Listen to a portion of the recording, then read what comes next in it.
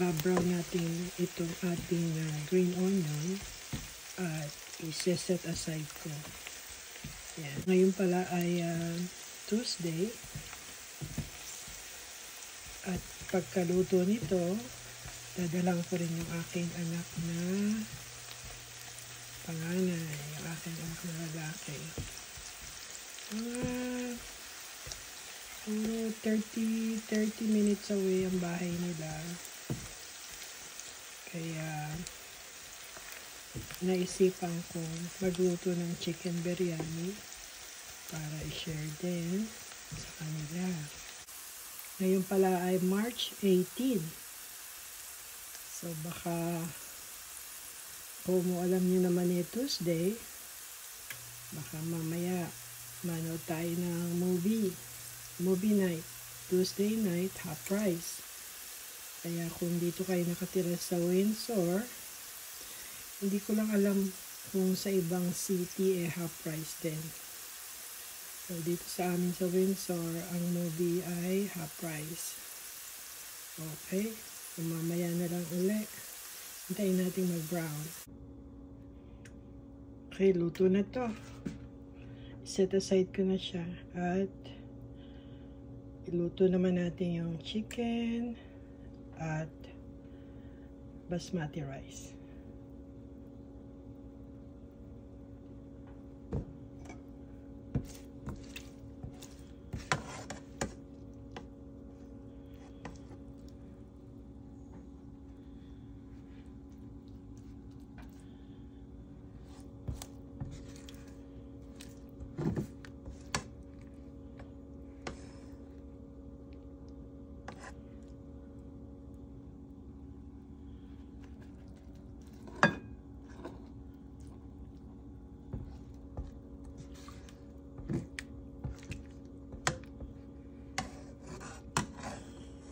Nasa low heat lang yung ating pagluluto nito ng ating onion para hindi totally siya masunog. Ayan. Yung second step naman ng ating lulutuin.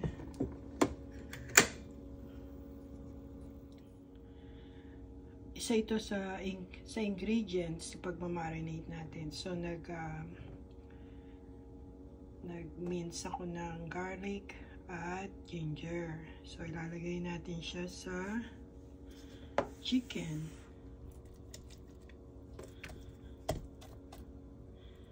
Yan. At gumawa na rin ako ng paste. Gagawa tayo ng paste at ito ang aking mga ingredients. Ayan. Yogurt. Chili powder, paprika, curry powder, masala, at ito namang ating cinnamon stick. Yan ang gagamitin natin sa pag-boil ng ating basmati rice kasama ng ating bay leaves. Depende na sa inyo, itong aking measuring, bahala system na. Walang kumbaga sa sarili kong measurement to. Yan. Tama niyan. Lagyan natin ng ating chili powder.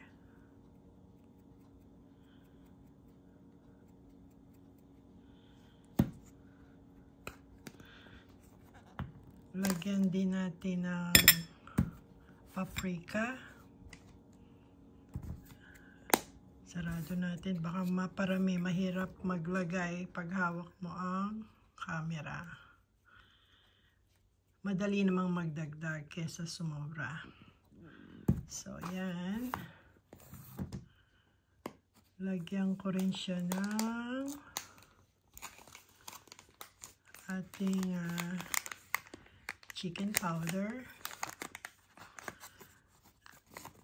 Ito sabi ko nga sa inyo, ito ingredients ko na kung ano meron ako sa bahay. Maraming paraan naman maraming ingredients naman kung ano ang gusto nyong ilagay. At lalagyan ko rin siya ng masala. Yan, lagyan natin ng masala.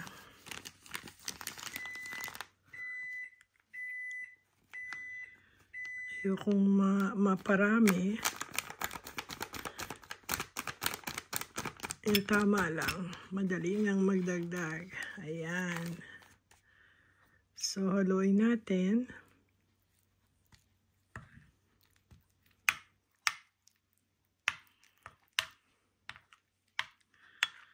Pwede nyo maglagay din kung meron kayong sili na fresh. Ayan.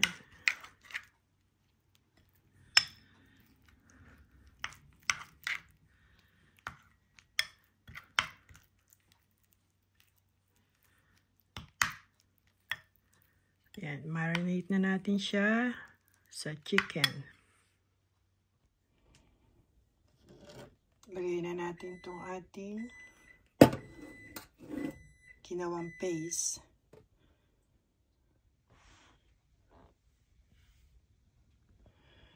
Lagyan din natin siya ng salt.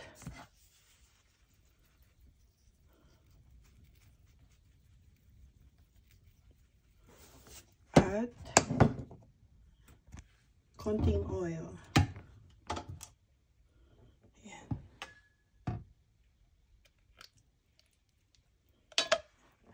Ayan, konting oil lang. Tapos, haluin natin.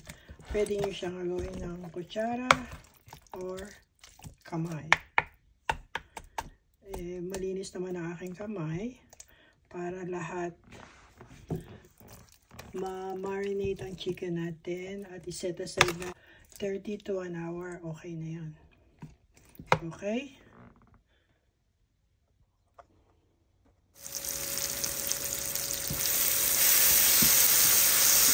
Apply tayo ng tomato at nagpapakulo naman ako ng tubig.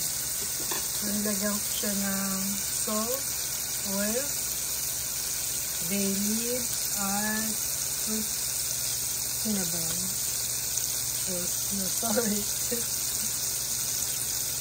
Nilagyan natin siya ng dalawang toothpick of cinnamon.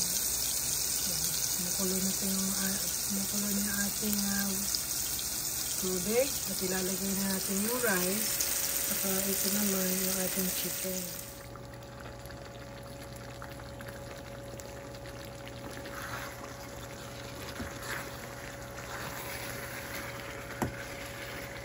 Paminsan-minsan, haluin natin ng rice at kailangan mga 90% ang luto niya. Ayan. Marami niluto ko dahil para sa amin at dadalang ko nga yung aking anak para matikman nila yung asawa niya. Kung magustuhan ng ako ko, lalo mo. Dinagdagan ko pala siya ng annatto powder para medyo mapula siya. Kasi maraming kulang. Pati wala din akong fresh coriander. Kaya okay lang. Talagang ganyan. Pag nagluluto, maraming missing. At gawin na natin yung ating basmati rice.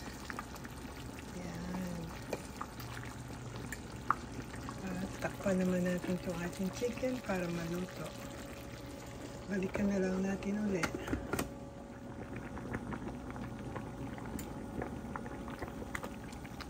Ayan, pwede na to. Lagay ko na yung potato. At hintayin natin medyo dry ng konti yung sauce. Ito ang aking way, guys. Hindi lahat pare-pareho. At isa pa nga, kulang tayo sa tinatawag na ingredients, pero pwede na to. Haluin natin at takpan para maluto yung ating potato. Balikan na lang natin ulit. Ayan, pwede na to.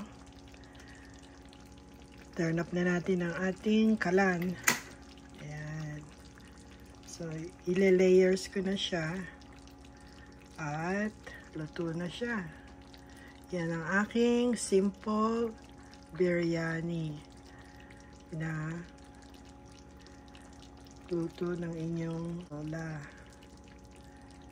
Yan. Mamaya naman mag-fried ako ng spring roll. Okay?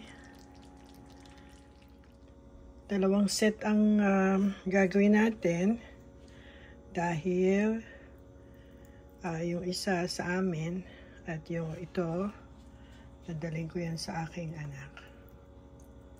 Ayan.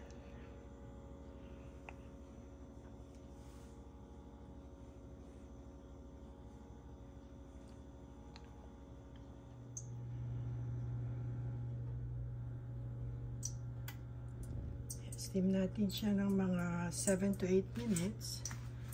At ito naman, ilalagay ko sa oven. Ganun din, 8 to minutes. At ito naman, magpa-fry tayo ng spring roll. Busy. Kapagod. Pero okay lang.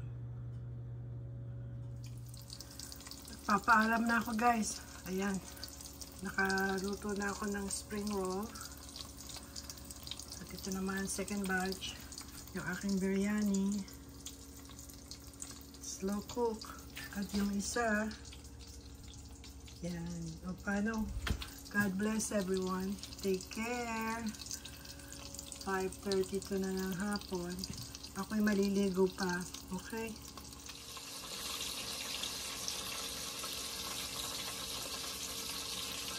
Ganda ng panahon. Ayan. Beautiful day.